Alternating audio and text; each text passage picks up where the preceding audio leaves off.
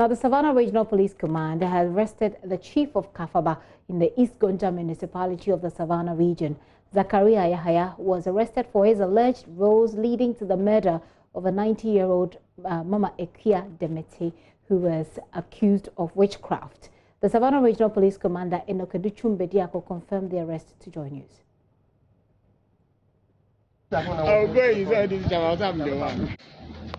By your outfit? Yes, I can confirm that today, around 10 a.m., the Kafaba chief was arrested in Damongo by the Regional Police Command. We are interrogating him to know the side of his story too. After that, you will hear the outcome. Okay.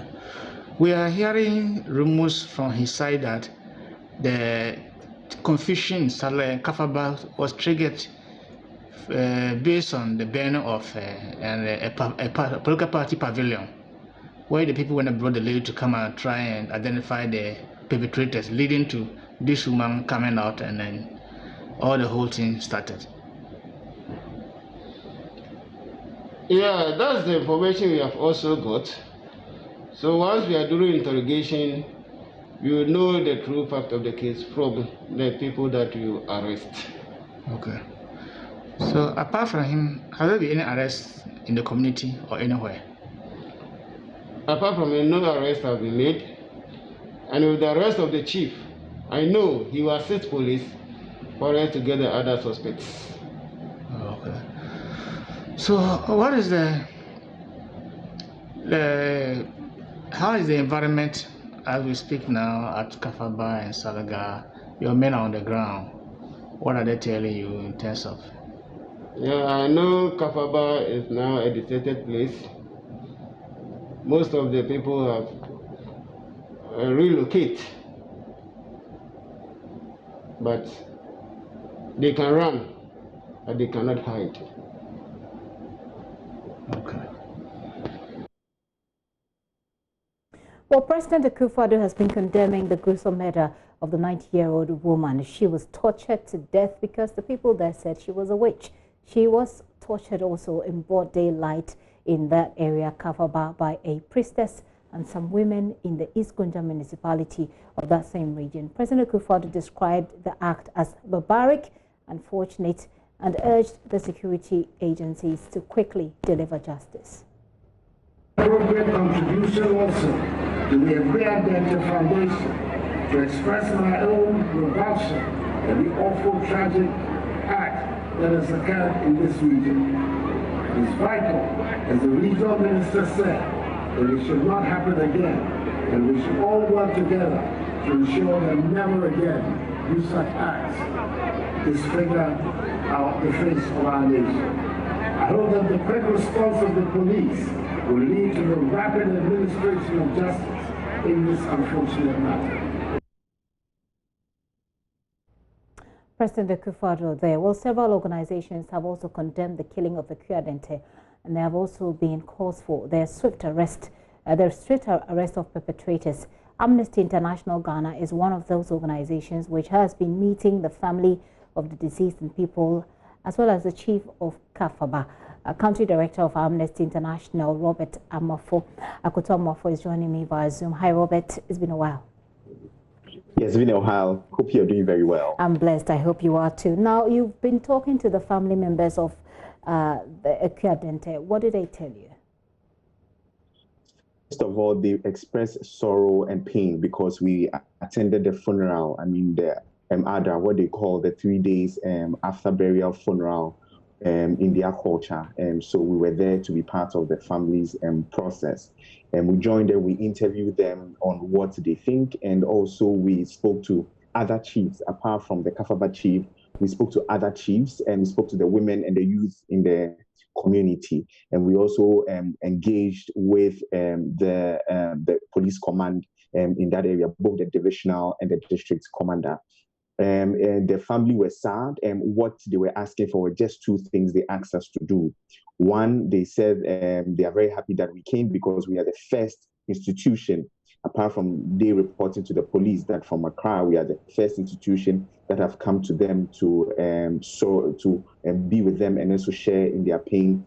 And they ask us to ask for justice for their mother and their family, and finally, whatever we will do to support them to ensure that that doesn't happen to any other woman of that kind, or any elderly woman in that community and other communities within the Salaga and Kafaba neighborhood.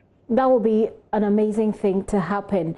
But I have personally not been able to watch the video because I just can't stand it. And I'm wondering, where were the family members when this was happening? Do they tell you? Were they around? Was anybody around to help her?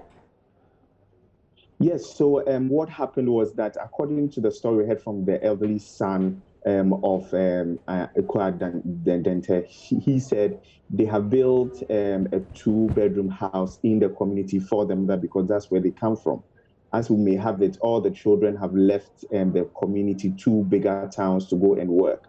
And the woman lives with only one of their sisters who was there when the whole incident happened. So they were out of town, but immediately before that.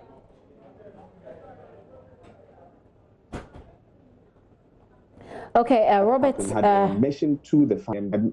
Yes, they had mentioned to the family that something was going to happen, and the family decided to confront the chief about it, and the chief assured them that this was not going to happen.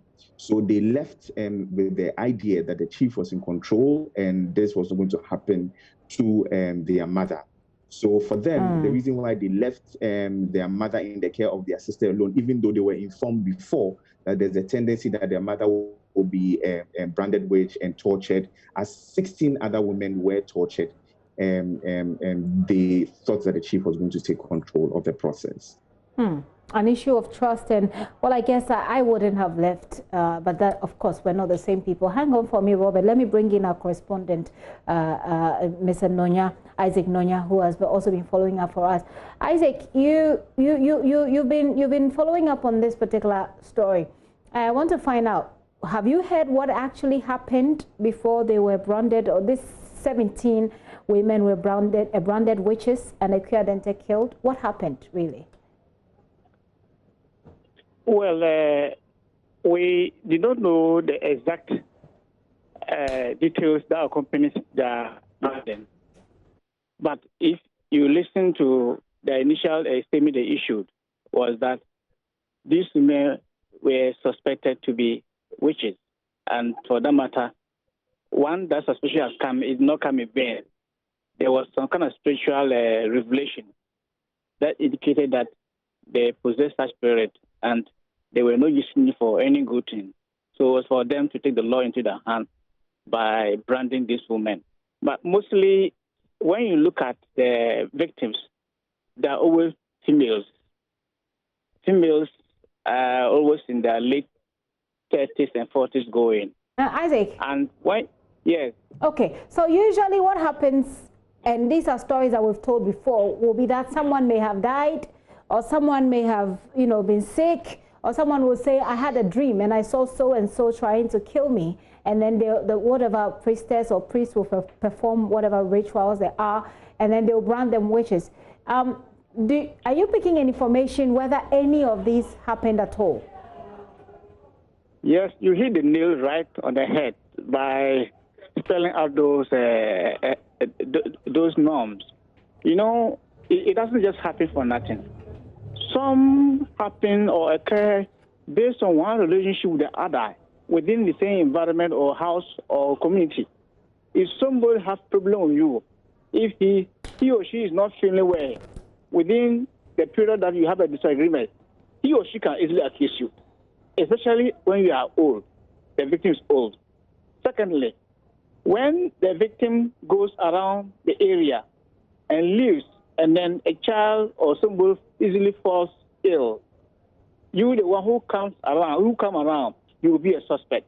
I see. But most of the times, when people die, 1, 2 at the goal, they say no. This old person, or that old person. Okay, but you don't know whether that happened in this particular case. You've not picked any such information, have you? In this particular case, one of the videos, the first video that was in the night, showed that there was one or two people who have problem with the victim already. Okay. They were recounting how they warned her. We told you so. You think we're joking? Today we are here. We will deal with you. So the suspicion and the norms that you mentioned, okay, are accompanying some of these actions. Okay. That need to be discouraged. Okay, okay, Isaac, thank you very much for that that update. I'm going to come back to you, Ms. Amofa. Are you there? Hello, Robert. Yes, I'm here. Right, Robert, I want to find out, what is the next move for Amnesty International? I mean, the family has told you their request. What's the plan? First of all, we are going to engage the various institutions that are responsible to ensure that we get justice for Ikwa Dante. It's very sad to hear that the regional minister announced a foundation that the family didn't even know about before it was announced, even by the president, that the family didn't even know about the foundation. This is very sad, and it is very worrying that no government official has been there, no engagement had gone on even at 6 p.m. last night when we were leaving the community, and then an announcement of a foundation was mentioned that the president said he's going to contribute to. I just spoke to the elderly son, who is the one engaging with all public issues, and he told me that it is only after the announcement was made yesterday, it was just after I had called him to confirm that has there been any foundation. He said no. And then it was later in the afternoon he called me that the regional has just called him to form a foundation. I think it is woeful, it is bad, it is something that should not be done. I think it was important that they engage with the family and ask for their permission before they could even mention their name for a foundation, which we went there to do, as ethical as it's supposed to be, that you engage the family and seek their permission to use the name of anybody to form a foundation. Also, we are going to continue doing our international movement around this discussion. We are going to engage all the sectors that are responsible. One other request that we have is that the police in that area need support. The reason why the chief had to go all the way to Damango to be arrested is one of the key things is that the divisional office there is woefully equipped. They have suffered several attacks from the community when they have tried to arrest in such a manner. And so they find it very difficult to have an arrest of that sort. When we were leaving there, there was a bus full of youth who were there waiting for the arrival of the chief, which means that this surely showed that if they were arrested, if the chief was arrested and they were there, they could have caused a harm to those police people. Sure. So for us, we are requesting that if the IGP hears us, you should equip those people. We should ensure that they give them the best support that they can to get their work done. And also, government should do a more structured engagement with the family. We don't even know the structures of this foundation that they have mentioned. And the president has already mentioned that he's going to make contribution to this foundation. We think it's not good, it is bad, it's in bad faith, and the minister should regret for doing this. Robert, I have no idea, but I'm almost speechless. I mean, I can imagine the situation in the village and what even the family members are going to now go through if the state authorities do not, stamp their authority right now in this particular case. Robert, I say a very big thanks to you, but I hope that Amnesty International will also be engaging the IGP on behalf of the police in this particular area, Kafaba, where the police there seems to be ill-resourced. Robert, thank you so much.